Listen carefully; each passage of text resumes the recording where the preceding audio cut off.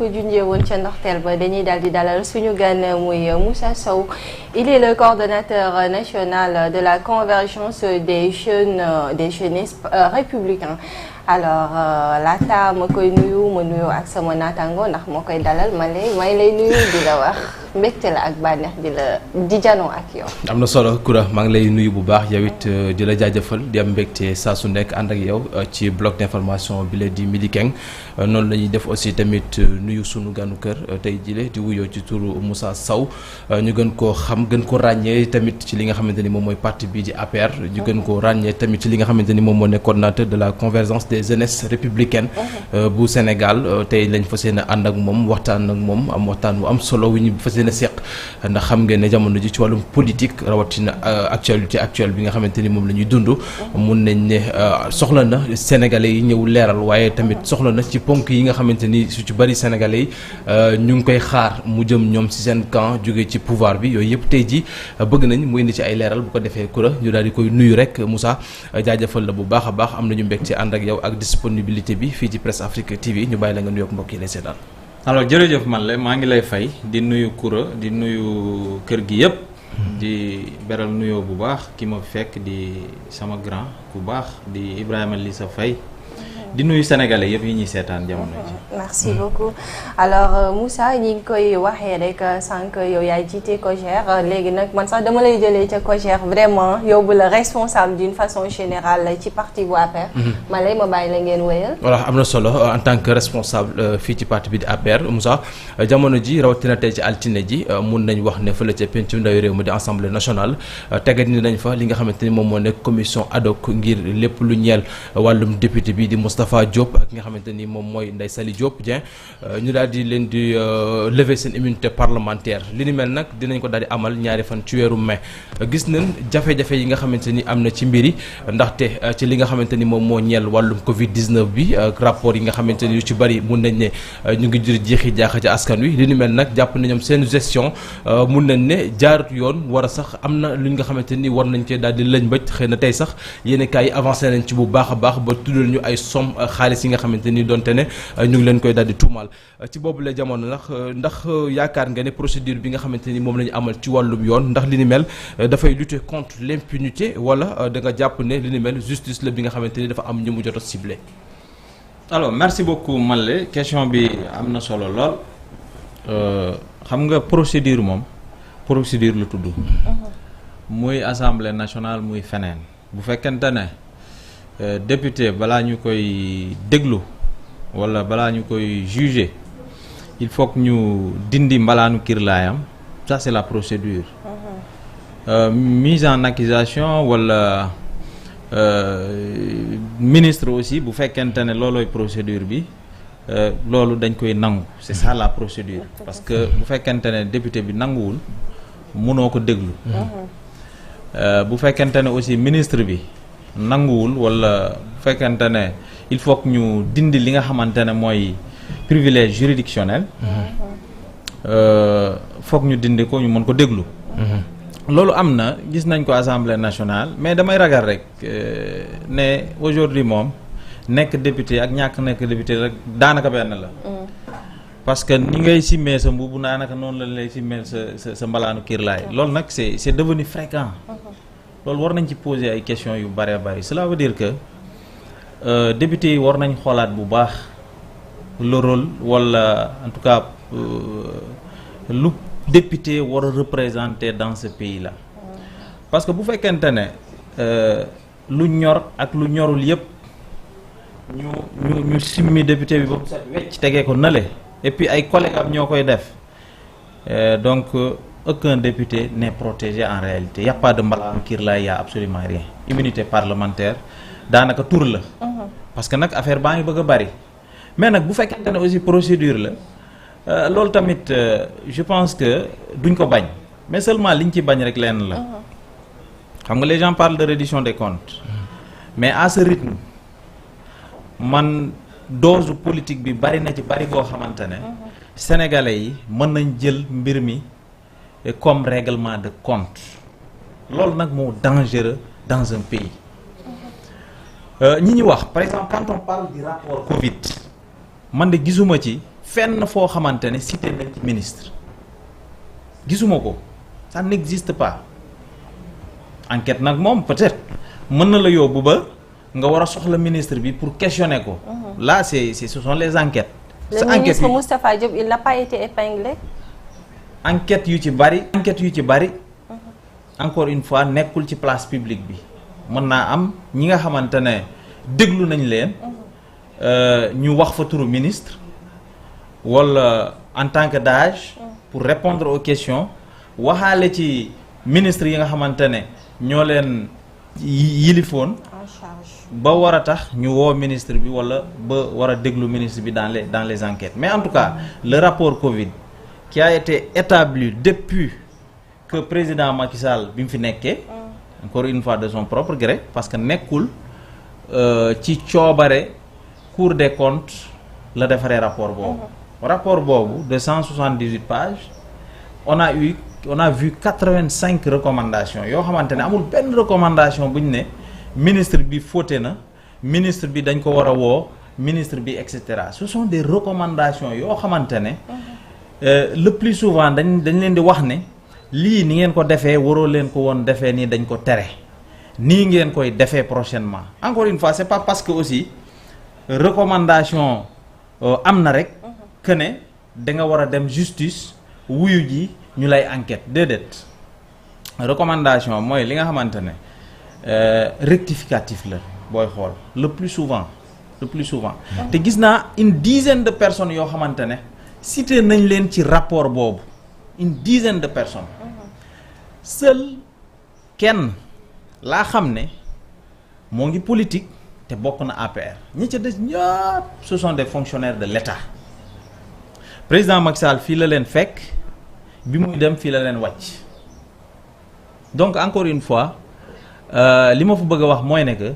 il ne faut pas que nit ñi manipuler nit ñi de telle sorte que dañuy jàppee ñi nga xamante ne APR lañ bokk comme ay randalkat lañ comme ay luubalkat lañ comme nit ñu bon lañ déedéet. mais Moussa est-ce que manipulation lañ ko mën a jàppee aussi au moment où tey c'était des ministres yoo xamante ne même si bu fekkente ne ñoom la ñu pointé wul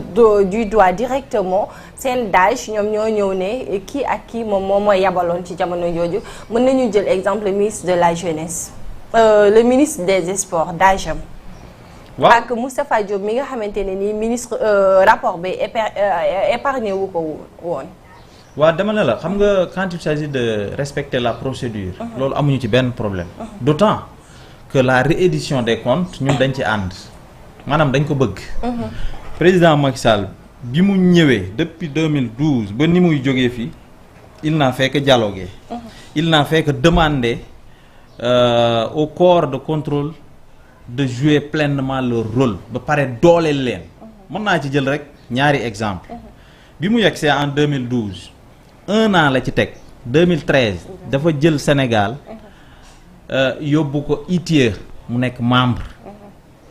membre de l'initiative pour la transparence dans les industries extractives de son propre gré daf ko neex mu yóbbu Sénégal mu nekk membre encore une fois avant le président Macky Sall le Sénégal n'était pas membre bari na ay réew yoo xam ne ils ne sont pas membres donc kii s'il n'était pas animé par la transparence loolu du ko mës a def bi ci topp mooy OFNAC lorsque le président créé OFNAC office boobu président def ne woon office bii du pour ñi gérer ba pare du pour le régime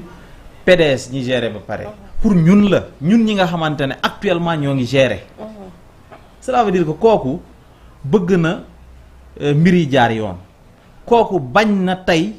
ñu lekk dërëmu bi ñu bokk bañ na tey ñu randal li nga xamante ne askan baa ko bokk ba pare mu dooleel OFNAC mu jël des personnalités indépendantes qui n'ont rien à voir avec la politique mu teg leen ci bopp ba l'exemple bi may jël mooy Nafi Ngom Keïta milité wul APR musul bëgg sax APR yaay la ci kenn ki nga xamante ne Pastef la nekk donc pour vous dire que président Macky Sall nekkul woon ci ay parparloo gu metti booy xool même yenn structure yu mag yi le plus souvent daaw fa teg kenn koo xamante ne il est trempé politiquement mais Moussa mais xam-xam d'habitude la leen di jëlee. Si vous prenez par exemple lu mel ne ay port autonome de Dakar lu mel ne ay APIX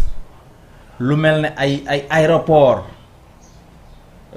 en fait boroomi xam-xam nga xam ne ñii da nga leen di gis xam ne da nga leen di respecter ci seen xam-xam ci li ñuy jàng nga am njort bu rafet ne ñii danañ développer secteur boobu. Puis président Macky Sall jógee lan lañ fi gis des gens yoo xamante ne wax dëgg yàlla mënuñu jàpp ne ils sont venus pour travailler pour la bonne et simple raison que ne amuñu benn temps pour liggéey. Le temps qu'ils ont ñoo ngi koy def ci politique bi guddeeg bëccëg. mais est-ce que aussi ci contexte bi ñu nekk mën nañu blanchir carrément ñi nga xamante ne dañ leen di tudd rawatina kay tey suñu jëlee le cas de Farba Ngom ak tey doom ci kii Macky Sall muy Amadou Sall mën nañ leen blanchir carrément bien vrai que ils l'ont occupé pratiquement benn poste bu stratégique. fi ñu toll nii tamit ni ñu waxee ne mënuñu leen a blanchir carrément mën nañu waxee noonu na mënuñu leen a comment dirais-je. Inculpé carrément parce que fi ñu toll mooy ne que ce qui vaut aujourd'hui c'est la présomption d'innocence. Encore que dafa am ñoom li ñu installé loo xam ne dafa commencé jaxasoo ci xelu sénégalais yi ñoo ngi waxu rapport Cour des comptes ci wet ga ñu ne rapport Covid. À côté de ça ñu ne am na koo xamante ne dañu gis transaction digganteem ak keneen ba tax ñu soupçonné genre corruption ñu jàpp am ñeneen ñoo xamante ne lu mel ne corruption la ñu soupçonné donc finalement doo comprendre ministre yi ñi woo ñenn ñi ñoo ngi naan ñii Covid la non ñii corruption la ñii et cetera moo tax nag ma ne souvent bu fekkente ne réew lañ la dénk il faut respecter les Sénégalais. nga jox leen la vraie information et puis à temps ñu mën a ñu bañ a jaxasoo ci suñu xel yi ñu bañ a nekk dans des débats inutiles lu tax ma wax ko mooy par exemple on peut vider la justice peut vider li nga xamante ne xew na ci Covid bi bu paree mu vider li nga xamante ne peut-être soupçonné nañ ko au niveau de du rapport Cour des comptes bu ko defee nit ñi au moins dinañ xam fu mbir yi toll. mais c'est vrai que justice bi moom mooy doxal loolu mais dafa am ay parti ku nekk aussi fa nga féetewoo comme tey bu ñu jëlee pôle judiciaire financier bi am na loo xamante ne moo ko féetewoo. waaw effectivement gis nga pôle judiciaire financier pôle judiciaire financier boobu. amul lu mu compétent wul booy xool moo ngi ci corruption moo ngi ci reddition des comptes moo ngi fépp booy xool. te loolu finalement xam nga pool judiciaire pool financier judiciaire boobu président Macky Sall moo ko créé woon il faut que les gens aussi le sachent Macky Sall moo ko créé woon c'est-à-dire Macky Sall muy quelqu'un boo xamante ne dafa bëgg lu baax dafa bëgg lu ñoŋal réew mi lu teg réew mi ci lu baax ba xëy jóge fii. mais Moussa ci yan base la ko créé woon ak lan moo ko te waroon tax a jug. waaye pôle xam nga pôle judiciaire financier dafa nekk cour boo xamante ne auparavant xam nga CREI yi moo fi nekkoon. ils ont dit que CREI yi en un certain moment xam nga aussi justice aussi dynamique la loo xamante ne figé wul benn place fixé wul benn place. c'est comme le développement d'un pays par moment lii day efficace nga teg ci quelques années vous vous rendez compte que lii dañ ko war a évoluer c'est-à-dire dañ ko war a renforcer. dañ ko war a yëkkati dañ ci war a yokk d'autres pouvoirs pour que cette cour-là puisse jouer pleinement son rôle. Raison pour laquelle on avait créé à l'époque pôle judiciaire financier bi. Tout ça pour vous dire que gis nga ñi fi nekk bi ñu fi nekkee ba léegi rupture la ñu woote kat rupture. man dama gëm ne boo ñëwee woote rupture. au moins boo ñëwee dès les premiers jours dès les premiers mois di nga wax nit ñi fan nga bëgg a jëm exactement. tu vas faire rêver les Sénégalais sur tous les plans on parle de justice mais au plan judiciaire di nga faire rêver les Sénégalais bu fekkente ne au plan économique tu feras rêver les Sénégalais en proposant des choses yi nga xamante ne c'est dans l'ordre du possible ba pare nga wax nit ñi lan ak lan ngay mettre en œuvre pour y arriver. Ils ne l'ont pas fait bu ñu jëlee tey les assises de la justice assises yi nga xamante ne moom la ñu ubbee woon. Koura bi ñu jëlee réew mi ak léegi. ku waxal yàlla rek xam ne y a un manque terrible de visibilité et de lisibilité ci réew mi lu tax ma wax ko parce que Macky Sall bi mu ñëwee 2012 dafa tëgg avant ça il avait son plan muy yoonu yokkute le véritable chemin du développement mu teg ci 2 ans 2014 mu tëgg li nga xamante ne mooy plan Sénégal émergent mu jël yoonu yokkute boole kook les réalités du pouvoir tëgg plan Sénégal émergent mu gën a consistant bu ngeen di xool booboog léegi je pense que le plan Sénégal émergent a donné ses fruits le plan Sénégal émergent a donné véritablement beaucoup de réussite yoo xamante ne mën nañ ko gis mën nañ ko laal te mën nañ ko waxtaane sur tous les plans donc loolu mooy un travail sérieux mais ñi fi toog tey boobu léegi ci barke plan Sénégal émergent la ñuy doxee de. am na solo toutes les structures booy xool plan Sénégal émergent moo ko fi tegoon ñoom biñ ñëwee ci la ñu tënku ce sont les réserves qui restaient du plan Sénégal émergent moom moo ñuy dundal ba jamono ji 13 mois après 14 mois après ba léegi ñoom ba léegi doxaluñu li ñu waxoon sénégalais yi avant que ñuy ñëw au pouvoir. mais naka la ñuy doxalee nee nañ seen gafaka amul parce que bàyyiwu leen fi dara mooy li ñu doon wax sànq rek cette reddition des comptes or que dañu pour faire marcher le pays économiquement dafa am gap. xam nga loolu loolu commentaire la loolu politique la politique politicienne laa ko mën a jàppee parce que j'ai écouté un grand homme qui est le président maître Abdoulaye Wade mu ne ma normalement bi ma koy déglu mu ne normalement moom warul bàyyee dara président Macky Sall Abdou Diouf bàyyeewu ko woon dara Senghor aussi on peut dire que bàyyeewul woon dara Abdou Diouf nee na loolu mooy état c'est la continuité l'état nekkul ne voilà trésorerie ngi nii kees yi dañ fees dell encore que budget la un budget est annuel dañuy voter budget début d'année ñu exécuter ko tout au long de l'année donc nekkul loo xamante ne si ce sont c'est de l'argent qui est là boo xamante ne c'est disponible au moins le président Macky Sall bi ñu voté budget 2024 le 2 avril jógee na fi mais on a trouvé dans les caisses de l'État 278 milliards ça c'est du jamais vu c'est inédit amul benn président bu wàcc lu toll noonu te loolu ñi fi toog ñoom ñoo ko wax c'est le trésor ce sont les banques yi nga xamante ne foofu lañ doon denc affaires yi ñoom ñoo ko wax 278 milliards quand même ñii bu ñu taxawee ne wàcc ñu fi dara et cetera c'est de la politique politicienne mais xam nañ ne président am na lu mu fi wàcc lu bare te li nga xamante ne lu ñu vérifier la. D'accord. Allez-y am na solo Moussa dinaa ñëw ci li nga xamante ni moom mooy wàllum Covid 19 bi ci ginnaaw tuuti sax ndax bëggoon naa la poser question bi ci jamono ji ngay wax ne Macky Sall daw def parloo ba am na sax benn mun nañ ne corps de contrôle bu ci mel ni OFNAC nga ne li nga xamante ni mooy ka fa jiite di Nafi Ngom Keïta bokkiwut wala fariwutoon ci li nga xamante ni moom mooy parti APR ñu jiital ko fa dem nga sax ba cité doomam ci parti bu mu daal di nekk mais tey ana lan nga gisee wala sax nan nga jàppee jamono ji nga xamante ni en 2023 publié nañ rapport Covid 19 bi ba ay dages ñu épinglé leen ci jamono jooju mu ñuy xamal ne am na yenn dossiers yu bari kenn moo ci teg kuddam loolu ndax nekkul ne par loolu lañ koy jàppee wala lan ngay jàppee mbir yooyu.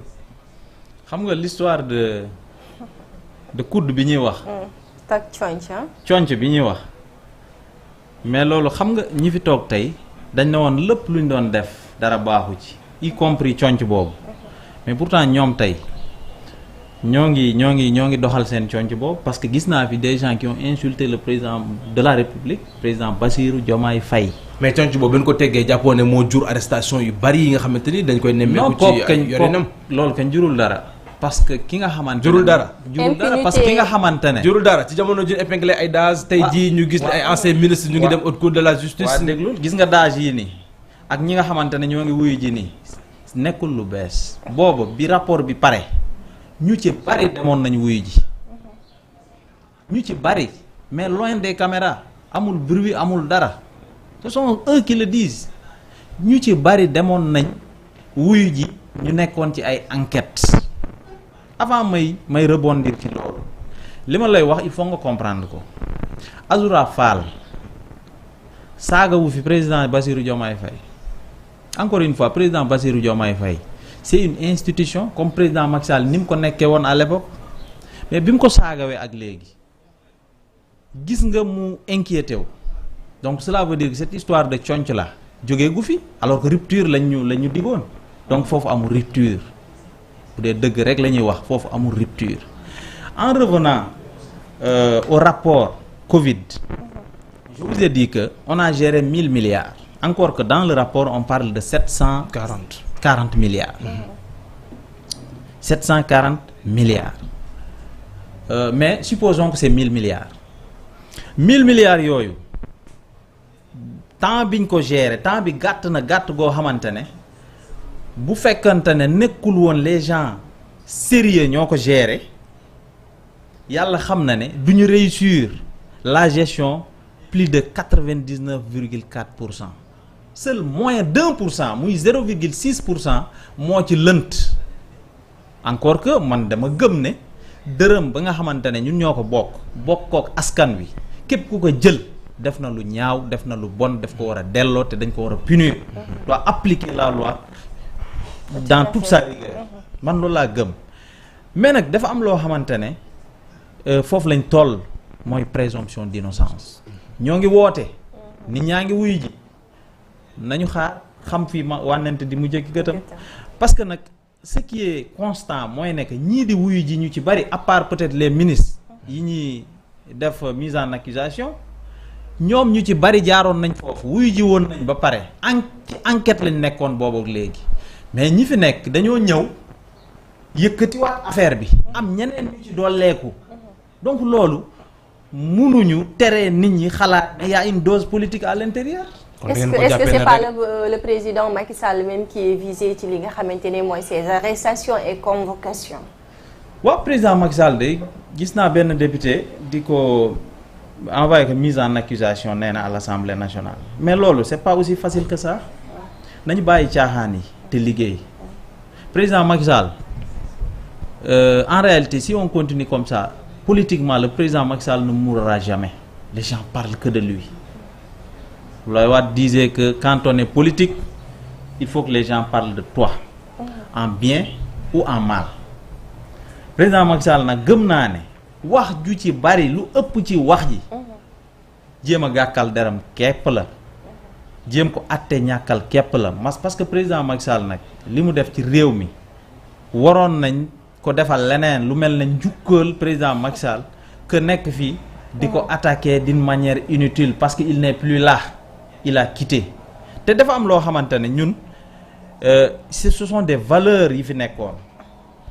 le président Senghor il a cédé le pouvoir sans s'agripper au pouvoir volontairement il l'a donné à quelqu'un au moment où dans l'Afrique à l'époque président boo gis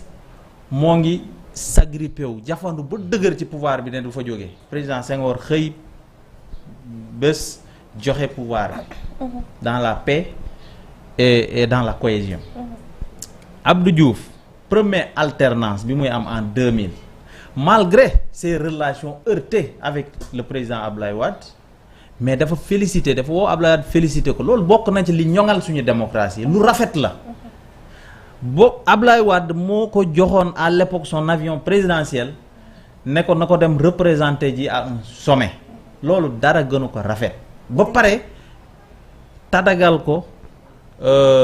toppatoo ko en tant que ancien chef d'État dafa am loo xamante ne mooy tax yow nga gouverner dans la paix boo bëggee doxal sa programme doxal sa vision nga doxal ko dans le calme et la sérénité président Wade bi mu fiy jógee président Macky Sall lu ne dégg na ko mais musul tontu Wade musul tontu pour ne way dañuy mettre en accusation Abdoulaye Wade mais loolu day yàq suñu réew gëw ma ne loolu c'est la solution parce que loolu joxu la lekk joxu la naan joxu la emploi joxuma emploi il faut que les gens arrêtent ñu nekk ci liggéey bi président Macky Sall au nom de quoi avec tout ce qu'il a fait ici quoi que l'on puisse dire aujourd'hui président yi fi jot a jaar yëpp mën nañu wax ne président Macky Sall aujourd'hui ce qu'il a réalisé dans ce pays aucun président ne l'a réalisé. ñoom ñëpp boo boolee li ñu liggéey. gëw ma ne dab nañ président Macky Sall ci liggéey. en terme de leneen li ma ci dolli mooy ne que député yooyu nañ bàyyi caaxaan te xam ne. loolu ça ne les grandit pas. loolu gëw ma ne. lu baax la ci réew mi. gëw ma ne dina indi jàmm ci réew mi. nañu def leneen. feneen lañ leen di xaare encore une fois voté lu ñu leen woon pour que ñu tëj Macky Sall wala pour que ñuy tëj ay ministre nañu jéem a xool naka la ñuy amee les finances qu'il faut les moyens qu'il faut pour ñu ñëw dugal ko ci réew mi li laay war a suulu développer ce pays là. Olof dafay naan nit bu lay ut day xool fi la gën a jege mu jaaree fa alors moom lan lay xaar pour dellu si ci réew mi wala sax mu réagir vu que ñu ngi inquiété njabootam. xam nga président Macky Sall bu réagiré ci détails yi fi nekk day tuutil boppam. man loolu laa gëm mais la nga jàppee ce sont des détails pour lui. ce sont des détails pour lui parce que xam na ne il n'est pas du tout inquiété. lii c'est pour amuser la galerie rek. déedéet Moussa loolu yaa koy jàppee détail mais gëw ma ne Macky Sall dina ko jàppee détail si moment boo jamono jooju nga xamante ni des anciens ministres ku ci mel ni ministre bi dénk wàllu justice dégg nga ñu koy wax corruption tey jii ñu war ko àtte ci haute cour de la justice Farba Ngom bi nga xamante ni mais loolu bu fekkoon ne sax vous avez dressé un tableau boo xamante ne nii dafa blanc je pense que tey l'affaire de présumée corruption ternir na ko mën na ko ternir l'affaire de Ismaïla Madior. gis nga ci biir dëkk bi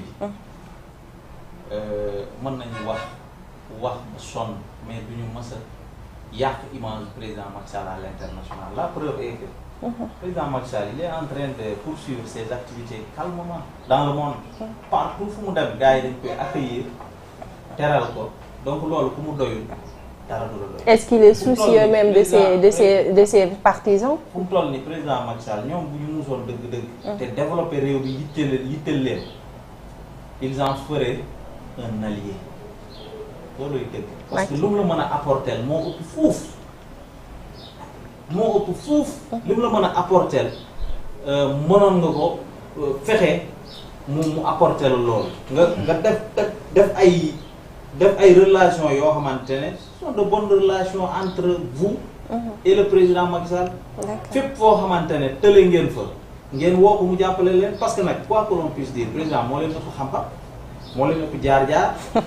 parcours bi du benn sur tous les plans nag institutionnel et politique. En tout cas loolu Moussa yow yaa ko wax. mais Moussa ndax loolu jàpp nga ne dina am ci jamono ji nga xamante ni rapport CENTIF bi mun nañ kii di Farba Ngom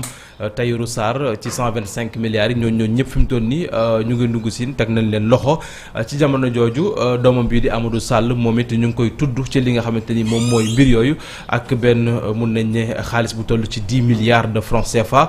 tey ndax jàpp nga ne wala sax ndax sa xel ñaawut lool ci juboo gi nga xam ne bëgg na war na mën a am diggante Macky Sall ak régime bi fi nekk ndax jàppoo ne bu fekkee ne aussi tamit Amadou Sall mun nañ ne woo nañ ko pour mu ñëw ndax jàppoo ne loolu mun na jur jafe-jafe bu mag a mag ci diggante bi nga xamante ni jàkkaar nga ne dina rafet. effectivement Malle ku nekk na ko xoolee ci boppam xoolee ko sa bopp. bu fekkente ne yow heure bu nit ñi jógee di gàkkal sa der di la jéem a tuumaal. ba pare nit ñi naan war ngeen a dialoguer loolu dialogue boobu mën na difficile de quoi que l'on puisse dire parce que nag président Macky Sall tooñul kenn président Macky bi mu fi jógee ak léegi il est dans ses activités nekkul di yàqal réew mi c'est-à-dire képp ku waxal yàlla xam ne ñii tooñ dëgg-dëgg jóge wuñ ci camp président Macky Sall. ñi fi nekk ñooy tooñ. Moussa nga ne nekkul di yàqal dara réew mi. non Diomaye am na lu fi wax de. mais loolu ga moo ko président bu leen doon yàqal dara duñ ko am président bu leen doon yàqal du lii la ñuy waxati jamono ji parce que nag le président il est partout hein yéen a ngi fàttaliku premier voyage ministre des finances et du budget bu muy dem di wuti koppar mais kayit gi ñu indi woon dañ ko jébbal banque mondiale ak FMI banque mondiale ak FMI da leen delloo kayit bi pour leur dire que kayit bi baaxul dafa am lu des lu bari manque d'expérience la mais bu dul woon président Macky Sall moo décanté woon à l'époque la situation je pense que ça avait fait écho ici. mbaa du loolu bu dul woon Macky Sall moo décanté woon à l'époque la situation mais liñ fa jëlee duñ ko am. donc kooku foofu rek ngay xam ne il est de bonne foi foofu la ngay xam ne Sénégal moo ko gënal lépp détails yëpp Sénégal moo ko gënal loo tax nag nit ñi war a delloo ci seen xel te xam ne ay mise en accusation du président Macky Sall débat lay yokk mais njariñ du ko yokk ci réew mi. D'accord ñi ngi dégg ñoom ñi nga xam ne ñoo ngànk nguur gi actuellement ku ci mel ni sax tey seen allié boobu di Déthié Fall dem na ba naan 12 ans ngeen fi def mais sans solution lambar rek ngeen fi nekkee. xam nga Déthié Fall moom ñëpp a war a wax ba mu des moom. vous vous rappelez il était sur la liste de ñoom ñoom Khalifa Sall ñoom Barthélémy Diaz. mais boo demee ba xam ne. yow tu n'as pas les mêmes ambitions que ces gens-là mais pourquoi ngeen dem en coalition ngeen défendre li ngeen di défendre ne pouvoir bi fi nekk defu fi dara ba ñu investir la à une bonne place nga dem ba nekk député nga dellu war donc kooku il a trahi c'est quelqu'un qui a trahi pour rejoindre l'actuel pouvoir donc kooku moom wax dëgg yàlla waxam crédible tout. Mais il a clairement dit qu'il a les mêmes ambitions que le Premier ministre Ousmane Sonko. Il a les ambitions pour être Premier ministre? Non, bien. Pas pour faire un Sénégal boo xamante ne ni ñu ko bëggee. Ah bu dee nii la de du ko def parce que il est derrière des gens qui veulent faire le Sénégal et non lui. Sànq yaa ngi wax mbiru FMI ñu gis ngeen def benn contre-rapport alors contre-rapport boobu c'est juste pour prouver aux gens que yéen a leen gën a taxaw comme ni nga ko waxee sànq wala aussi c'est pour justifier que ñoom la ñuy wax comme ni nga ko waxee sànq ay commentaires la loolu amul. loolu moom am na taxaw moom ñun ñoo leen gën a taxaw quoi honnêtement. ñoo leen ëppale ay cadres ñoo leen gën a xam luy état ñoo leen gën a xam luy politique. ñoo leen gën a am parcours gën leen a am discours gën leen a mën a apaiser le pays pour dérouler notre programme gën leen a xam ce qui se passe à l'international ñooñu sur tous les plans boo jël rek gëm naa ne ñi nekk APR ñi nekk takku wàllu ñoo leen ëpp expérience wàllu woo jël rek moo waral nag ñun on n'est pas dans le gatsa physique sur le terrain di saagante di dóorante loolu c'est révolu du foofu la ñuy xooree ngóor a nit en réalité surtout un président de la République quelqu'un qui est appelé à pardonner quelqu'un qui est appelé à être au-dessus de la mêlée moo tax bi ñu woowee ci gatsa nangam nous on leur a proposé le gatsa des idées le gatsa xam-xam moo waral ñu bind suñu contre-rapport géej débordé wul chaise naawul bopp tojul pour dire que rapport ñoom bi ñu produire on n'est pas d'accord on conteste ce rapport là mais d'une manière civilisée on l'a contesté jox ko sénégalais bind li ñuy bind ñu teg ko ci xam-xam ku nekk participer les économistes les hommes de droit ñi nga xamante ne ñu nekkoon à l'époque ci réalisation yi ñu xam ce qui s'est passé réellement ñu bind rapport boo xamante ne c'est très crédible dans la forme comme dans le fond parce que foofu la ñu amee nag occasion pour wax parce que ñoom dañu tere à l'époque le contradictoire parce que le premier président de la Cour des comptes a parlé il avait dit à l'époque bi mu génnee def ne ñoom du seen liggéey ñu fexe ba nit ñi respecter le contradictoire non c'est le ministère des Finances ñoom ñoo waroon a jébbal rapport boobu ñi nga xamante ne peut-être cité nañ leen ci ñi fi nekkoon ministre des Finances pour respecter le contradictoire mais malheureusement ils ne l'ont pas fait parce que xam nañ ne buñ ko defee du leen arranger parce que ñoom ñoo leen ëpp xam-xam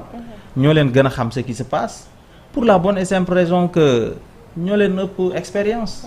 parce que nit ki boo ko jiitoo ci néeg bu lëndëm nag yow yaa koy wax toogeel nii balaa ngay bëgg rapport bi fu mu toll sax Moussa bi ngeen ko jébalee FMI boobu ba léegi am na retour wala dara xewagul waaw déjà dafa am loo xamante ne nekkul lu bees fii le premier ministre Ousmane Sonko à l'époque opposant mos na fi bind lettre FMI donc nekkul lu bees bu dee am na kuy jël ay FMI ak Banque mondiale ak yeneen structure di ko dugal ci sunu coow interne yi ñoom ñoo ko njëkkee toujours que ne gaw ma ne lu baax la parce que am na problème yoo xam ne ñun ñoo ko séq ñun ñoo ko war a mën a régler suñu biir fekk keneen du jógee fële di ñu xamal mais ñoom en 2018 ils l'ont fait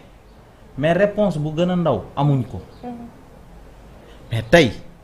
ñun bi ñu décidé bind rapport bu crédible bu am valeur boo xam ne day respecter la forme le fond tout mais bi ñu ko bindee FMI daf ñu répondre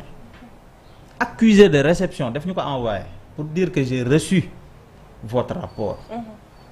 on va exploiter après dinañ xool naka la ñuy def pour que véritablement ñu dajee waxtaan loolu aussi je pense ça fait partie de la démocratie démocratie mooy li nga xamante ne mën nañu organiser dans la paix et la concorde et la cohésion loolu lañ gëm def nañ ko FMI nous a répondu maintenant nag loolu nag bu dee am nañu mu metti wax dëgg yàlla mënuñu ci dara ñun mënuñu ci dara kuréel gouvernement bi fi mu toll nii bu APR dafa daanu rek ñu ci bëri askan wi di laaj waa COJER fan la ñu féetee fan la ñu nekk gis nañ très précédemment ci li nga xamante ni moom moo amoon ci wàllum question justice yi wala sax situation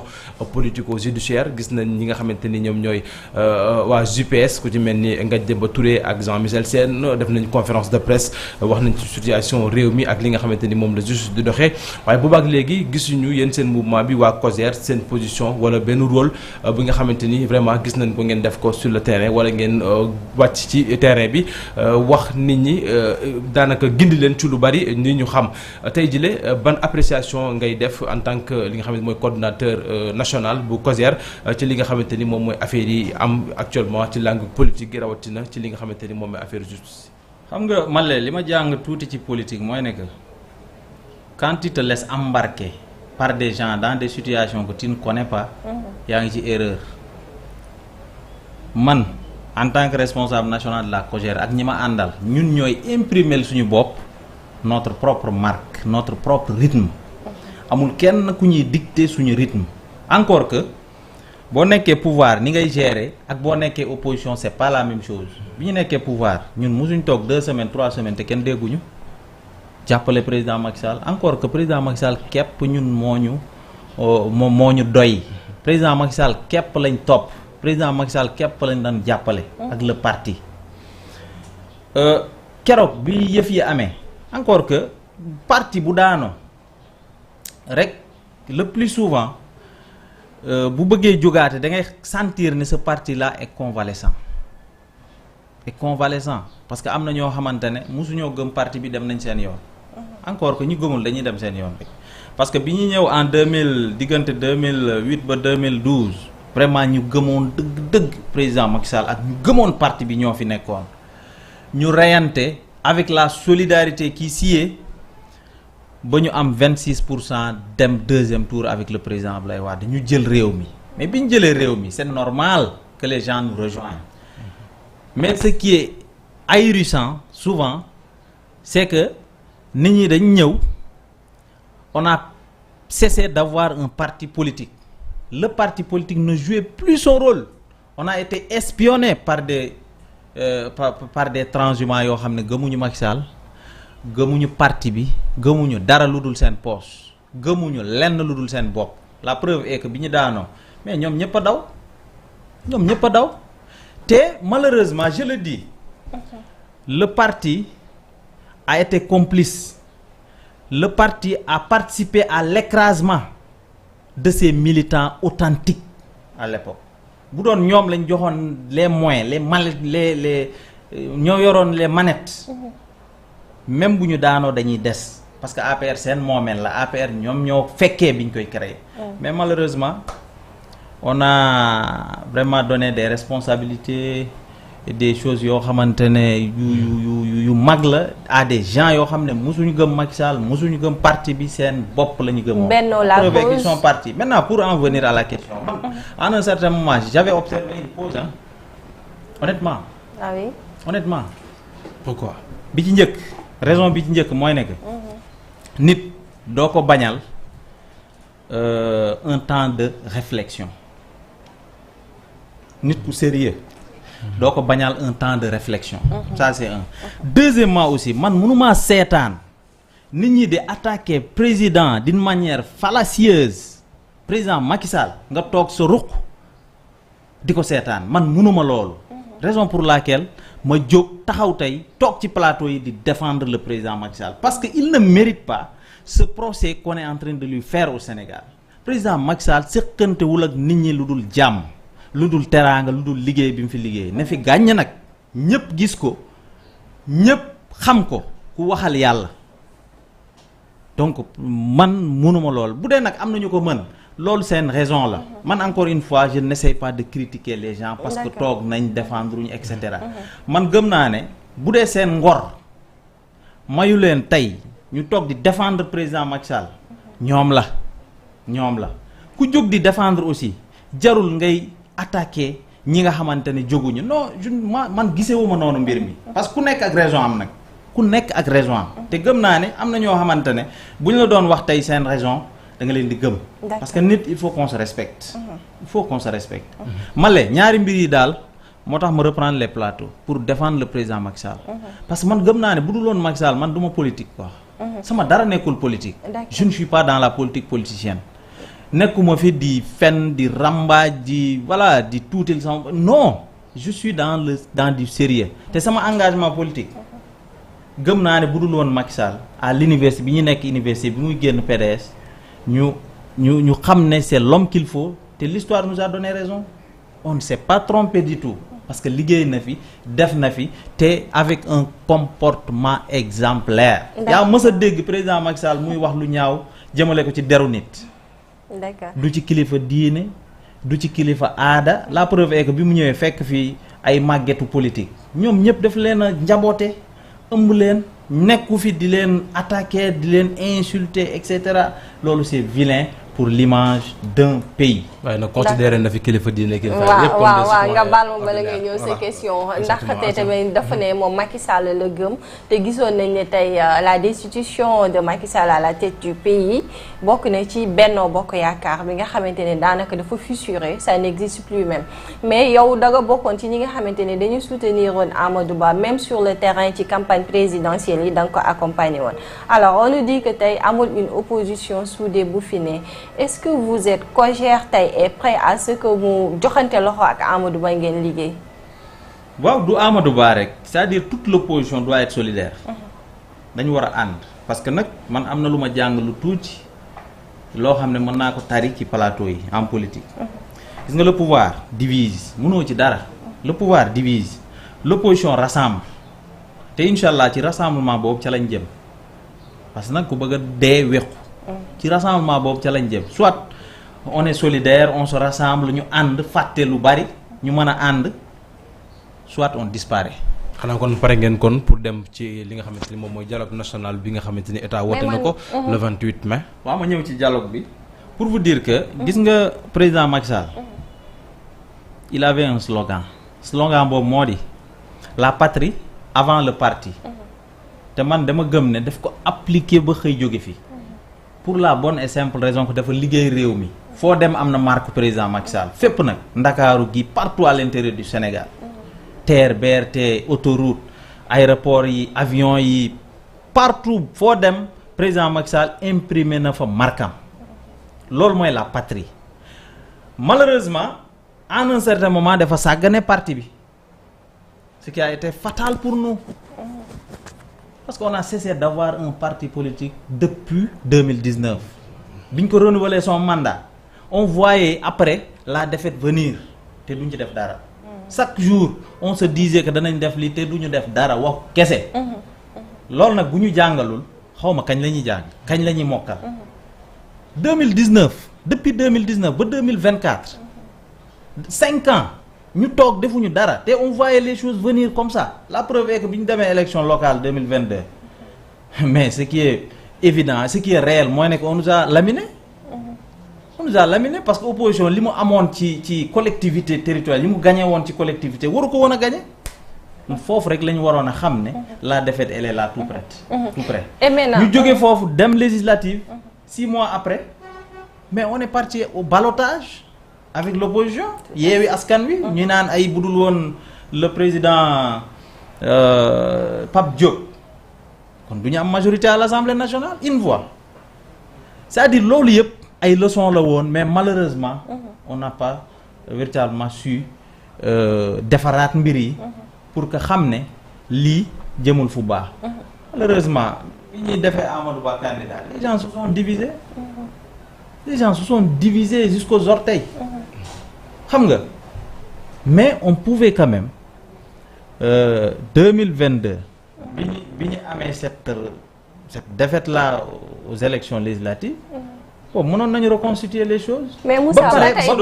pare ñu renouveler. ba pare y a eu un truc aussi. mais y a pas eu de renouvellement du personnel institutionnel et politique. Parce que loolu dafa war a accompagner un parti politique. Encore une fois un parti politique c'est un appareil qui soutient l'État. boo amee un appareil politique fébrile. un appareil qui n'est pas assez solide. forcément l'État va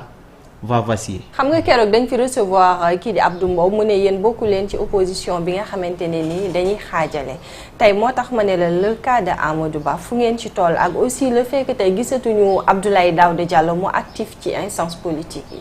xam nga man li may sant yàlla. mooy nekk bi ñu demee élection législative on est venu juste derrière le pouvoir en place. parce que nag à un certain moment bi ñuy demee élection parce que président Macky Sall nag souvent les gens pensent que moom moo perte président n'a jamais perdu d'élection de 2012 à 2024. soit 11 élections il n'a jamais perdu une seule élection. loolu moom mën nañ ko wax sans nous tromper. Ku perdre alors 2024. 2024 on avait un candidat qui a perdu. Malheureusement au lieu de rester ensemble de fédérer les gens ñu continuer combat bi. Il y a eu des fissures à n'en plus finir. Amadou est parti peut-être am na lu mu jàppal président xam nga. te moom aussi peut-être il ne voyait pas ses défauts. il est parti malheureusement ñu bëri ci suñu parti dem topp ko. bobbeeku dem topp ko. imaginez-vous si Amadou venait juste derrière le pouvoir ñun ñu jël troisième wala et cetera. kon l'APR day dee de sa plus belle mort. mais heureusement l'APR a résisté. L'APR a eu un groupe parlementaire avec Takku Wallu mais APR bu ñëwoon ginnaaw Amadou Ba kon waxatuñu waxu APR tey pour vous dire que APR c'est un grand parti. 2000 bi première alternance di am élection législative yi ca topp waa PS amuñu woon député yi ni mel yi ñu toll bi ñu demee 2012 PDS bi ñu àndeek ñoom 2012 élection législative amuñu woon 17 députés ils avaient 12 députés à l'époque. Vous avez compris. ñun rek nga gis Alliance pour la République ñu battre ñu en 2024 ñu dem élection législative dans la même année ñu am un groupe parlementaire avec nos alliés ñu am lim bu takkoo nii ci député donc ça c'est quelque chose c'est un parti qui ne meurt pas c'est un parti qui va continuer à vivre parce que leadership bu président Macky Sall nag moo nekk ci ñun ñëpp et puis c'est son image qui plane partout nga bañ koo nga ñàkk koo bañ xam nga ne boo génnee ci biir Ndakaaru rek da ngay gis président Macky Sall à travers ses réalisations. Moussa bu Macky ah oui.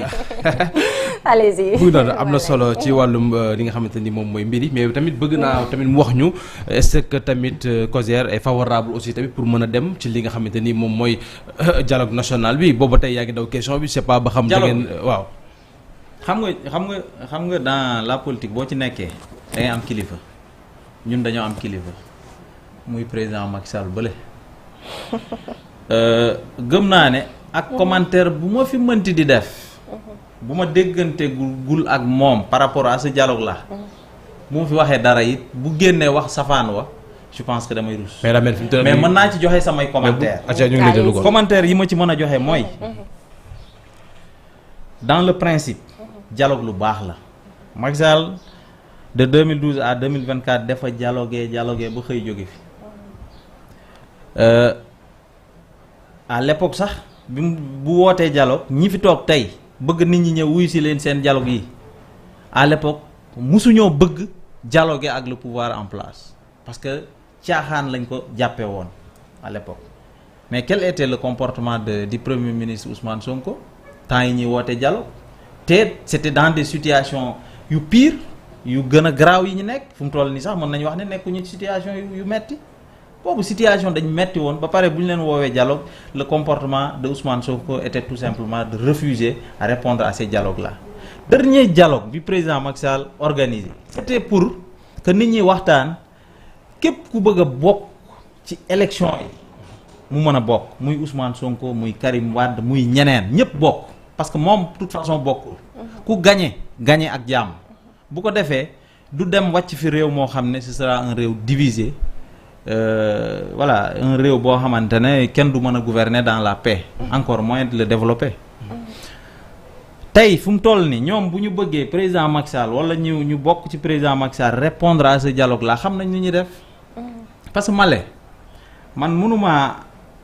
mënuma jàpp ne heure boo xëyee yaa ngi gàkkal deru président Macky Sall ba pare nga bëgg a dialoguer ak moom. mais Sénégal suñu réew la bu fekkee am na ay incompréhension dafay baax ñëpp toog ñu pencoo ko ñu weccante xalaat. mais day fekk. ñi nga bëgg a dialoguer doo nekk heure boo xëyee di leen attaquer di gàkkal seen der mais boo leen woowee il est évident que mën nañoo bañ parce que il faut rendre l'environnement quand même propice au dialogue avant ngay woote dialogue boo ko deful nit ñi bu ñu bañee aussi ci yow la du ci ñoom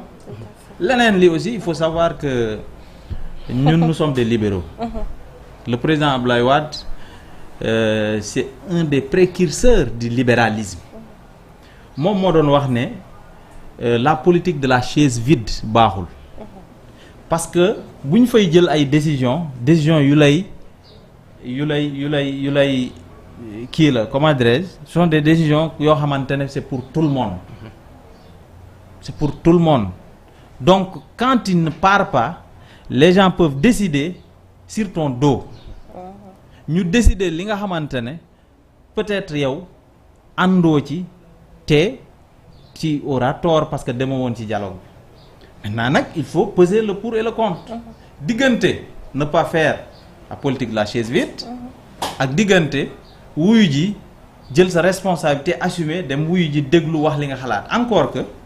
c'est pas évident du tout que même opposition bi ñu demee bu ñu proposer ndax dinañ ko appliquer. mais Moussa nekk libéraux. élégance ndax nekk libéraux ci jamono ji ndax jàpp nga ne lu baax la ci jamono ji ngay xamante ni waa PDS tey gis nañ ne parti bi fi mu toll nii parti WhatsApp la ñu koy doxal fi mu toll nii ñu ngi bitim réew tey soo ba tey maa ngi déglu. bu ma toogee di la déglu Macky Sall rek nga fi wax. est-ce que nekkul aussi tamit parti APR ci tànk yooyu la jëm parti WhatsApp bu ngeen amee ay décisions yi ngeen di def il faut ngeen déggante ak Macky Sall lu ngeen di xaar il faut ngeen déggante ak Macky Sall ndax jàpp nañ ci tànk yi ngeen nekk peut-être libéral entre guillemets la lay Moussa di wax peut-être wala bokkul ba tey xam nga lu tax président Macky Sall il est jeune relativement il est jeune par rapport ak Diouf à l'époque par rapport ak Tanor à l'époque par rapport parce que c'est Tanor qui a hérité le Parti socialiste par rapport ak Abdoulaye Wade. Président Macky Sall il est relativement jeune. Donc c'est quelqu'un qui est aussi très valable au niveau international. Il est encore actif. C'est quelqu'un boo xamante ne en matière de diplomatie, en matière de relations, il peut tout obtenir. Il peut user également de ces relations pour mettre ou pour maintenir son parti politique en vie te leneen li aussi mooy c'est quelqu'un qui n'a pas perdu totalement sa popularité pour la bonne et simple raison qu'il a eu plus de 17 députés ci élection législative yi jàll c'est inédit, ça n'a jamais existé leneen li musul dem élection ba ñàkk élection bi ñu ñàkk 2024 c'était un autre candidat du nom de Amadou Ba donc moom moo perdre du président Macky Sall leneen li ma ci teg mooy nekk c'est quelqu'un boo xam ne il a tellement fait des réalisations au point que mais Sénégalais yi dañ koy namm dañuy toll foo xamante ne Sénégalais yi danañ ko namm lool. mais lu ko teree ñëw ci de son comportement ba tey comme que il est actif. waaw il va revenir de toute façon xam nga dafa am lu ñu aadaw. non Karim Wade tamit lii la ñu doon wax. PDS ba tey saa su ne bu ñu waxee ñu ne Karim il va revenir dans ce pays. bokkul xam nga sànq sax yaa ngi fiy wax mbiru WhatsApp mais moom aussi gisoon nañ fi ay appel vidéo rek la doon lancé Abdoul Mbow. gis nga dama leen wax benn affaire de président Macky Sall heure bu bëggee ñëw ci réew mi dafiy ñëw. mais lu muy xaar. président Macky Sall guerrier la. président Macky Sall fit kenn ëppalewu ko ñun ñi nekk ginnaaw xam nañ ko bu baax. xam nañ ko bu baax a baax lii ay caaxaan la. d'accord Moussa c'est quelqu'un boo xam ne. il sait prendre ses responsabilités au moment opportun. te gëm naa ne bu jëlee décision ne day ñëw ci réew mi. du kenn moo ko mën a tere dugg ci réew mi def lu muy def. mais am na loo xamante ne c'est de l'élégance républicaine. élégance mooy tax nga war a def dara mais nga xool ci réew mi nga xool ci image réew mi nga xool ci kilifa diine yi xool ci loo xamante ne réew mi lay profiter. parce que bu ñëwoon fi tey coow bu amee xam nga ne bu fi ñëwee dana am ñu ko jàppale par force. parce que bari na fi ay am di jàmm bari na fi ay militants. benn ci man mi. duñ ko bàyyi nag duñ ko bàyyi nag loolu coow lay indi te mën naa am coow loolu. lay bañ. élégance boobu ngay wax ci moom ngeen waroon mën a dem toog tamit je sais pas ndax da ngeen di dem wala demagoo leen parce que joxaguloo ci benn réponse bu concrète. mais ngeen demoon ci dialogue bi au moment bi nga xamante ne da ngeen di toog ngeen naan le nouveau régime dafa yëkkati des discours haineux des discours yoo xamante qui n'honore pas le Sénégal, pays de la Teranga. Effectivement, nous remarqué nañ wax dëgg yàlla remarqué nañ ne ñoom ils ont des discours incendiés discours yoo xamante ne ça n'encourage pas l'opposition de rejoindre la table du dialogue, ça n'encourage pas du tout l'opposition. La preuve est que le premier ministre Ousmane Sonko, premier ministre de notre République, keroog bi mu demee assemblée fa la nekk di tontonteeg ay députés. Encore une fois il faut respecter le député. Mépris total la am envers les députés, mépris total la am envers ñi fi nekkoon di gérer ku mel ne Abdou Karim Sall par exemple. Poser une question am mais il faut le répondre d'une manière correcte, d'une manière humble, mais nga nekk foofu di dal ci kawam di ko dammat tout en sachant que ne yow temps de parole bi nga am ñoom amuñu possibilité de répondre la. Ils ont des choses à dire, ils ont leur mot à dire après Ousmane Sonko, mais malheureusement c'est pas organisé de telle sorte que ñoom duñu mën a wax li après tontu le premier ministre Ousmane Sonko. L'autre là, le député Pape Djibril Fall. Mais bi mu poser ces questions légitimes, questions yoo xamante ne questions yu technique la, légitime. Mais au lieu que le premier ministre lui réponde correctement, mais fa la nekk di ko dal ci ay détails yoo xamante ne jëmale fu fenn réew mi bi Pape Djibril Fall génne dafa organiser conférence de presse parce que xam na ne assemblée fi mu bokk duñ ko jox parole bu doy pour mu mën a répondre le premier Ousmane Sonko. Pas répondre pour attaquer mais répondre par les idées. Mais dafa organiser son point de presse à lui. Il a répondu te il a donné ça au grand public. naa kay loolu moo gën a loolu je pense que loolu moo gën a correct. Moussa sànq yaa ngi doon yéen a ngi doon jubilé ci rapport bi nga xamante ne ni jot ngeen une notification venant du FMI keroog ñu gisaat cette loi interprétative yéen aussi ngeen di applaudir comme quoi que tey vous êtes sorti victorieux alors loolu aussi tey ban appréciation la ñu mën a def ci loolu. waaw le conseil constitutionnel d'abord gis nga décision bi bu mu génnee quoi que l'on puisse dire ñun ñëpp dalal na suñu xel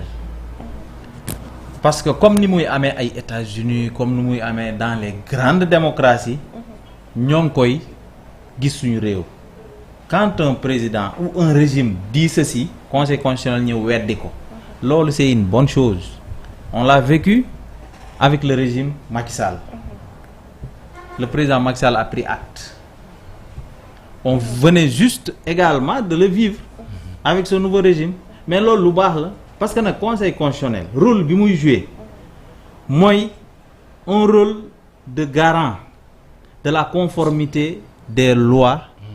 à la charte fondamentale muy la constitution bu fekkente ne loi yi conformul ak suñu constitution mais il est évident que loi boobu dañ koy dàq c'est ce qui s'est passé gis naa nag ñenn ñi di jubiler et cetera en réalité xam nga kan moo am ndam le Sénégal d'une manière globale xam nga kan moo am ndam la justice te bu doon jubilé bu doon am man gëm naa ne opposition moo war a jubilé quoi que l'on puisse dire parce que nag ñoo mobiliser seen appareil seen état mobiliser tous leurs députés leur majorité écrasante encore que man majorité intelligente moo ma gënal majorité écrasante mobiliser seen lépp seen armada ñu bind seen ab loi déposer ñu ne leen loi bi baaxul parce que c'est anticonstitutionnel. loolu gàcce la parce que lu tax ñoom boo jëlee la peine de déposer une loi kañ. xanaa kañ irrecevabilité sax moo gënoon a sedd une loi anticonstitutionnelle. mais li ma gën a jaaxal du loolu yëpp li ma gën a jaaxal mooy ne que munoo am défaite munuñu rejeter sa loi ba pare ngay ndamoo affaire bi décision bi. di jubilé nee nañ li ñu bëggoon la ñu am. dama ne il faut appeler le chat par son nom. c'est une défaite de leur part. victoire buy am les députés de l'opposition là ñoo am victoire parce que ñoom ñoo contesté déposer recours encore une fois ce sont les idées gàtt des idées déposer recours avec les éléments probants. ñu jox leen dëgg opposition moo am dëgg ñee bu ñuy jubiler aussi xam nga pour manipuler la rek mais en réalité ñoom gàcce lañ war a am ana seen 4000 cadres xanaa amuñu ay juriste ci seen mbir seen affaire boobu wóor na ma am na ñu bokk Pastef ñoo xam ne mere nañ leen dafa ma wóor quoi parce que yow Malé boo demee bu jël la peine di déposer une loi quand même mais nañ la reprocher leneen lu dul loi anticonstitutionnelle.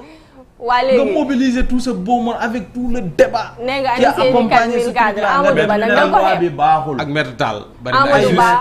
Ba laa wax ndax da nga ko xeeb. ay maître Tall ay Amadou Ba woo nañ dem revoir seen i leçons. man gëm naa ne dañoo fàtte seen i leçons parce que lii gàcce la. gàcce la quoi que l'on puisse dire gàcce la. Moussa dinañ dem tuuti Jolof. waaw bismillah daf may neex. mais bëggoon naa ko bala nga dem. allez-y voilà pour wàllum li nga xamante ni moom mooy. waaw moo tax. non dina fa dem donc ñu mujjee fa tëjee fa comme que Jolof moom fi mu toll nii daanaka ñu waajal tabaski bi du ñàkk sax ñu dem fa. mu ngi noonu voilà mu ngi noonu. jamono ji gis nañ ne yenn parti yu bari ñu ngi jiital li nga xamante ni moom moo nekk seen nouvelle génération quand même parce que gis nañ ne AFP Mbaye Dione maire député bu Ngoundiane jamono ji ñu toll nii jël na li nga xamante ni moom mooy secrétaire général bu AFP. Abdou Mbaye tamit gis nañ tamit ci acte bi nga xamante ni moom mooy parti mu jiital moom it ndaw tey ji ndax jàpp ngeen ne Macky Sall ci APR dina mën a jiital li nga xamante ni moom mooy ndaw bu ko defee nag li nga xamante ni moom mooy mbiri mu mën a taxaw nag jàmmaarloo parce que tey ji lépp lu ci mën di am tamit wax nañ ne parti bi jot na wala soxla na li nga xamante ni moom mooy ndaw parce que bari na ay intellectuel bari na aussi tamit ay cadre yi nga xamante ni defar na leen daal di fi bàyyi. waaw effectivement d'abord je voudrais féliciter vivement le secrétaire général Mbaye Dione parce que man fekkee naa seen 3e congrès bi demoon naa parce que je faisais partie de la délégation qui représentait notre parti président Macky Sall yónnee woon ñu fa pour ñu représenter le parti mais on a vu quand même vraiment une bonne ambiance bu rafet et puis le président Niass aussi c'est un grand homme tegal nañ ñu fa benn film documentaire ñu seetaan ko mais sa yaram day daw. Président Niass il a beaucoup fait pour le Sénégal c'est un grand homme très respecté dans le monde ba pare Sénégal balaa ñuy xam ne nit ki ku màgg la grand homme rek mu jóge fi mais ce sont des hommes yoo xamante ne dañ leen a war a rendre hommage balaa ñu fiy jóge de leur vivant c'est important. mais xanaa loolu xamul leen ko woon yéen ñi nga xamante ni ànd ak yéen coalition. def na lu nekk ñun kay def nañ lu ñu mën. président Moustapha Niasse musul dégg président de lu dul président parti am à part ça institutionnellement président Macky Sall moo ko def président assemblée nationale te moom sax wax na ko d'ailleurs il a rendu un hommage appuyé et mérité au président Macky Sall parce que nag nee na président Macky Sall jarbaatam la président Macky Sall musul gis nit ku baaxee ne président Macky Sall respecté ko ci biir ak biti ànd ak moom tout au long de ces 2 mandats jox ko cëram lépp lu muy jël comme décision laaj na ko ci xalaatam donc loolu ku la ko defal deselatu la dara te moom tamit vraiment il a rendu ci comment dirais teraanga boobu au président Macky Sall parce que il a rendu un vibrant hommage venant d'un homme d'État comme président Moustapha Niasse quand même loolu dañ koy ndamoo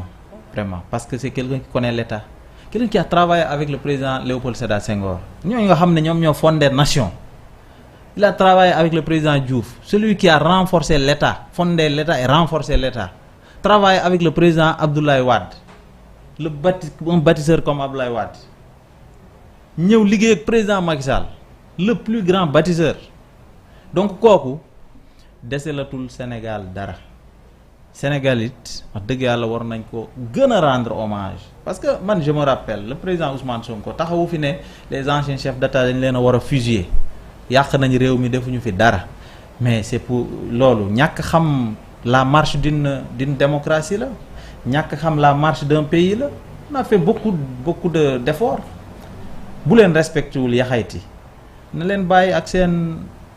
bum leen attaqué. Est-ce que Moussa c'est pas parce que aussi ñoom itamit ay mag lañ woon yoo xamante ne souvent tëddee wuñ woon njaaxanaay au lieu que tey ñu toog boole ñëpp bootee leen njaboote leen mais dafa mel ni defuñ ko woon ay jamono aussi. pourtant def nañ ko ñi xeexal nañ réew mi jusqu'à des proportions insoupçonnées ñii xeexal réew mi lañ dëkkee woon je vous assure parce que en réalité c'est comme si ñun parfois nous on a vécu l'époque de Djibo Leyti Ka gis nañ fi coalition CPC mos ngaa dégg rek ñu ne gaa yooyu noonu ay Djibo Leyti Ka ay ñaas ñun tudd ci ay randal wala ay luubal musul am parce que c'est des gens qui d'état lañ leen di oowee mais il fut un moment aussi dafa mel ni dañu seetaanoon le Sénégal mais goro neel Moussa Mbaye mais ñu bëri mais Moussa Mbaye randal gi ak luubal gi parce que aussi tamit jonni mbiri mu ngi ci table pôle judiciaire financier ak parquet financier gis nga ñu bëri dañ jàpp ne à partir de 2012 COJER jot na ci fonds yi COJER nañu kii nañu càmbar mais encore non laalu leen non damal vague rek Moussa Moussa damay laajte encore que COJER damay laajte Moussa damay laajte encore que COJER nekkul une structure étatique c'est une structure politique une structure politique mais njiitam woon na jeune parti dama ne la njiitam musul am direction musul am ministère waaye musul gérer les biens de l'État peut-être njiitam demoon na jaay benn nagam joxe ko ci xaalisu Covid bi comme ñi ko journalistes yi ñun ñi nga xam ne ñun ñoo gën a pauvre gën a ndóol joxe woon ko parce que nag ñun bon digression bu ndaw la am na loo xamante ne dara feesul suñu bët en réalité mën na ma seede buñ fi amee problème d'argent dañuy dem suñu dëkk jaay foofu benn nag ñëw toog ne pat Farba dara fukkul ba tam de ci foofu la bokk de Farba mais dama lay wax ne d'abord déet ji bay na yor nañ ay juróom yor nañ ay toolam mais mujj gis nga biir ni mu mujj demee waaw bon Moussa man de damay dem Jolof alors man fi mu toll dama ko bëgg a wax rek dañu gis ne politique Jolof aussi pratiquement dafa mel ni rek héritage lay doon ni ñu gisee woon Moussa Sow actif ñu gis le ministre Samba Ndiobène actif mais maintenant le président de l'Assemblée nationale la ñuy wax ñi naan sax moom département bi jamono ji est-ce que c'est la réalité fu ngeen féetee man de li ma gis nag mu def am na foo xam ne dama koy féliciter par rapport ak ses visites bi mu nekkee président Assemblée nationale il est parti visiter tous les anciens présidents de l'Assemblée nationale ñi ko succédé ñi ko précédé du moins n'est-ce pas c'est ce qu'on dit non ñi nga xamante ne jiitu nañ ko Assemblée nationale sol na dàllam dem seeti leen loolu humilité la loolu gis naa ko ci moom par contre gisuma ko ci premier ministre Ousmane Sonko gisuma ko ci président Bassirou Diomaye Faye à part Abdou Diouf mu seeti woon te loolu c'est d'une manière occasionnelle à Paris mais loolu dafa bokk ci humilité boo xam ne dañ leen ci encourager parce que Sénégal nag ñun ñëpp ñoo ko bokk amul ñoo doon gérer donc tey xamuñu dara mënuñu dara et cetera amaana expérience bi ñu am mën nañ la ci wax as tuut mu jëriñ la c'est important quant à nag moom département Linguère yow xam nga lu fa xew xam nga lu fa xew président assemblée nationale waaw ba élection ñëw ñu dem fa parce que nag en réalité ce qui est vrai est que lépp loo gis dans le département de Linguère mais loxo Macky Sall la amul lenn loo xamante ne si keneen defal nañu ko à part le président Macky Sall donc kooku tey c'est son image qui plane li may regretter kay mooy élection yi jàll erreur bi population yi def erreur du ko gën a rëy jox foofu député yi waa Pastef lan lañ fa def ba ngeen di jël seeni xob di ko jox Pastef c'est regrettable peut-être nag souvent ñun aussi on a fait des erreurs li ma la doon wax mooy division bi parce que suñu xob yi ñu am APR boo ko boolee ak xob yi Amadou Ba am foofu on dépasse largement Pastef cela veut dire que deux sièges yi fa jógee yi fa waroon a jógee ñun ñoo ko waroon a jël logique pour logique. mais xanaa loolu xamul leen ko woon tamit. non xam nañ ko mais xam nga souvent Malais xam nga souvent. le Jolof a ses réalités aussi. xam nga souvent c'est compliqué jot naa xew Jolof xew na feneen aussi. am na foo xam ne bu ñu boole woon suñu xob yi ñun opposition bi wala ñun ak Amadou Ba mais on allait gagner. kon heure bi à l'Assemblée nationale waxatuñ ko. au moins même bu ñu amul une majorité dinañ jege au moins ñi am majorité bu ko defee bu ñu fa bëggee jàllalee deux comme parfois yenn loi yi 2 tiers et cetera du mën a jàll. coalition ngeen demee de am 17 députés. mais malheureusement on a fait quelques erreurs quand même qu'on reconnaît maintenant nag erreurs yooyu xam nga fan lay amee sens ne on reconnaît ces erreurs là. élection ñëwaat ñu corriger ko bu ñu ko corriger rek cela veut dire qu'on a regretté mais bu ñu ko corriger wul quand on s'entête on va recevoir les mêmes conséquences. Et vous pensez réellement que di ngeen maintenir ba élection ñëw parce que li ci des bari na hein? Oui, encore une fois le département de Linguère est jusqu'à présent marron beige man de ma xam département de Linguère. commune boo dem. c'est-à-dire que mënoo fa wax lu dul APR mënoo fa wax lu dul président Macky Sall moo waral nag élection yaa ngi ñëw. y a des élections qui arrivent xamuñu kañ la ñuy fixer date mais heure bu ñu ko fixé. yaxaytimullah nañu jox yëf yi ki nga xamante ne moo leen liggéeyal seen ab département ki nga xamante ne moo leen boole ci état mais vous quittez Touba en allant vers Dara c'est le président Macky Sall qui a rénové la route. Auparavant les poules pratiquement pondaient sur les routes. boo jógee Daara dem Linguère c'est le président Macky Sall Linguère Matam Macky Sall moo ko eggali buula la yamoon bi mu yegsee fat mu eggali ko en quelques mois. Louga Daara c'est le président Macky Sall ran yi fa nekk mënoo ko compter auparavant xamuñu woon ran lu dul route nationale bi jaar Linguère Daara Linguère jàll loolu kese lañ xamoon ci yoon bu baax mais aujourd'hui non seulement dans les villes avec Promoville président Macky Sall moo ko fa def amul benn maire. bu fa def wala goudron nañ ko. day ci biir Daara ci biir Linguère liñ fa def en matière de goudron en matière de tali carreau yooyu yëpp Promoville programme président Macky Sall la. mais pour bu ñuy delloo njukkal nañ ko delloo. président mi fi nekkoon ran yi fa nekk Labgar Linguère Thiel en allant jusqu'à Dolly. le ranch de Dolly le mur c'est le président Macky Sall. D'accord mur ñun kër lañ ci xamoon mais àll la muré àll 87 000 hectares la muré pour les éleveurs. loolu rek waroon na doy réalisation loolu moom c'est diggante Daara Thiargny yoon bu baax boobu président Macky Sall. Moussa mur boobu moom faute la je pense que éleveur doo ko clôturer da nga koy bàyyi muy divaguer avec ses animaux. loolu c'est une réserve ko fait loolu Senghor moo ko créé woon depuis avant pratiquement les indépendances. les années d'indépendance Senghor moo ko créé woon c'est pour avoir une réserve. bu demee ba pâturage bi xaw a manqué ñu mën a am une réserve boo xamante ne éleveurs yi dinañ fa mën a dem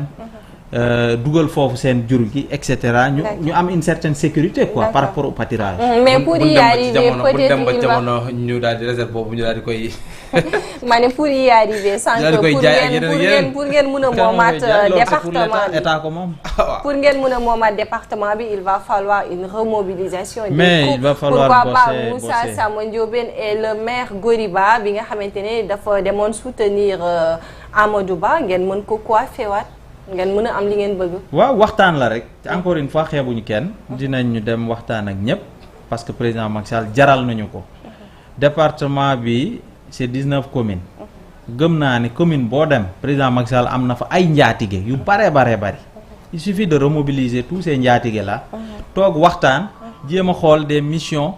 à faire dans les différentes communes bu ko defee président Macky Sall amaat une majorité parce que nag gëm naa ne président Macky Sall li mu def ci département bi kenn mësu ko fa def njukkal lañ ko ameel.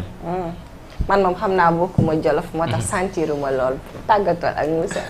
waaw Moussa jaajëfal nañ la bu baax a baax vraiment mën nañu mbég ci ànd ak yow ci plateau bi vraiment ak disponibilité bi xam nañ ne fi mu toll nii daanaka activités yi tax na ba jot mënul am bu ko defee rek ñu jaajëfal la jox la di daje prochainement bàyyi la nga tàggatoo mbokki recette. alors merci Malle et puis li nga sol dafa rafet quoi. waaw bien ça madame mooy jaax fii bu yeewoo madame mooy jaax fii. macha allah donc merci maa ngi leen di jaajëfal yéen itam vraiment kontaan naa bu baax émission bi je pense jaar na yoon. Koura maa ngi lay remercier bu baax ci invitation bi. di jaajëfal waa kër gi yëpp bàyyiwuma kenn. ci kaw ba ci suuf. mais également et surtout di baalu àq ñi nga xamante ne ñoo ñu doon seetaan bu fekkente ne li ñu wax xaw na leen a heurté. xaw na leen a metti parce que jaam motul. di également di leen wax ne lépp lu ci mot du ci ñun ci yàlla sunu borom la. parfaitement jërëjëf. merci beaucoup dañ lay jaajëfal bu baax Moussa Sow ginnaaw invitation bi nga ñëw rek wuyu si di la wax 1000 merci amuñu sa fay ndax woo nit ki mu déplacé wu ñu wuyu si la ngeen sottante xalaat pour l'intérêt du peuple sénégalais je pense que kenn amul fayam man la yow aussi dama lay jaajëfal bu baax di la wax ne rek mbégte la ak bànneex may féggoo ak yow toujours ce plateau. ma bàyyi la nga tàggatoo jaajëfal naa la bu baax a baax vraiment jaajëfal aussi tamit kii di Moussa moom it jaajëfal ko ci li nga xamante ni moom mooy kàddu yi di wax ne rek ne lépp rek luñ fi wax wala lépp laaj buñ fi laaj ci bëgg rek yéen askan wi gindi leen ngeen am leerte ci li nga xamante ni moom mooy mbir mi di jaajëfal aussi tamit ñi fi jotoon a jaar ku ci mel ni Seydina Alioune Kane Pape Mamadou Ndour toute l'équipe technique jaajëfal leen bu baax a baax ñoom ñu jàpp ci liggéey bi ba mu daal di mat bu ko defee ñu ko ñu seetaan tamit ñuy jox leen ñoom it dig daje ci kanam tuuti xam naa Pape Mamadou aussi tamit dinañ daal di woyal suñuy li nga xamante ni moom mooy activité ak suñuy programme ndaxte dina daal di amal li nga xamante ni moom mooy parlons sport bu 18h daal di jotee kon nag ngeen xaar ko mbokk yi di xam ne li ni mel nag yéen rek yaa tax ñu koy amal rawatina ñi nga xamante ni yéenay dund li di sport di tàggat yaram kuréel bu ko defee ñu jaajëfal la yow it. est-ce que xam nga lii sa mere na la. yow la mere wala man la mere. lii sa yow la mere n'est-ce pas lii sa moom la de du man. chronique bi dañ ko denc quoi. parce que chronique bu am solo la quand même parce que haute cour de justice moom je pense que ne liggéey bi dina xaw a takkarnaa si quand même ci semaine bi ñu daal di jëm parce que ñu ngi koy xaarandi li nga xamante ni moom mooy mbiri te xam naa ne bu ñaari levée immunité parlementaire yi daal di acté xam naa ne du ñàkk ñoom ñëpp dañuy àndandoo rek daal di dem fi nga xamante ni moom mooy pôle instant yi lii sa dañ la ko teggil parce que xam nañ ne am nga yeneen préoccupation parce que cap bi mi ngi fii lu nekk taxaw na fi situation presse sénégalaise bi dañ ciy àddu presse bi dañ ci waroon a wax sax parce que li leen dal nii man dama leen di masaw sax parce que lii dafa ñaaw en réalité. ah oui ñaaw parce que man dama gis tey ne presse bi. muselé presse bi li muy créer ci ay emploi